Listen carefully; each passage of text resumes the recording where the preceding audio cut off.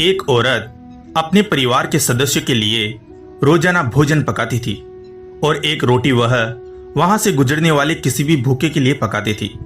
वह उस रोटी को खिड़की के सहारे रख दिया करती थी जिसे कोई भी ले सकता था।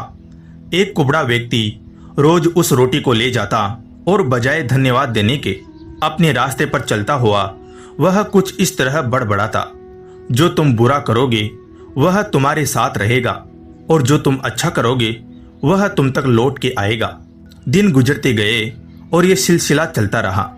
वह कुबड़ा रोज रोटी लेके जाता रहा और इन्हीं शब्दों को बड़बड़ाता, जो तुम बुरा करोगे वह तुम्हारे साथ रहेगा और जो तुम अच्छा करोगे वह तुम तक लौट के आएगा। वह औरत उसकी इस हरकत से तंग आ गई और मन ही मन खुद से कहने लगी कि कितना अजीब व्यक्ति है, एक शब्द धन्यवाद का तो देता नहीं है और न जाने क्या क्या बड़बड़ाता रहता है, मतलब क्या है इसका। एक दिन क्रोधित होकर उसने एक निर्णय लिया और बोली, मैं इस कुबड़े से निजात पाकर रहूंगी।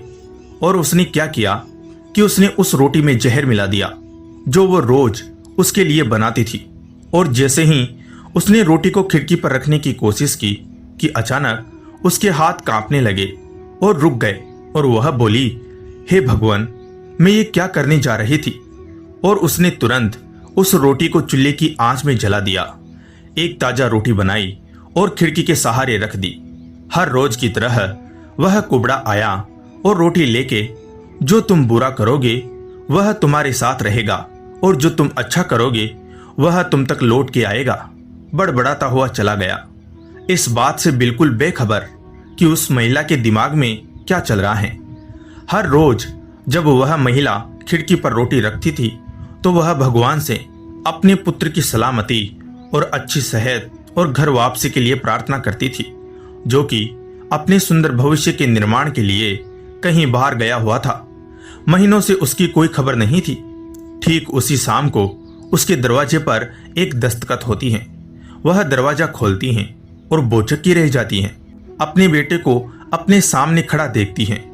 वह पतला और दुबला हो गया था, उसके कपड़े फटे हुए थे और वह भूखा भी था।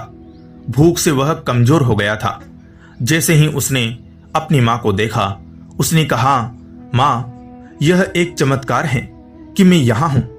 आज जब मैं घर से 1 मील दूर था, मैं इतना भूखा था कि मैं गिर गया, मैं मर गया होता।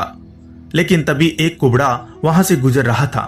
उसकी नजर मुझ पर पड़ी और उसने मुझे अपनी गोद में उठा लिया। भूख के मारे मेरे प्राण निकल रहे थे। मैंने उससे खाने को कुछ मांगा।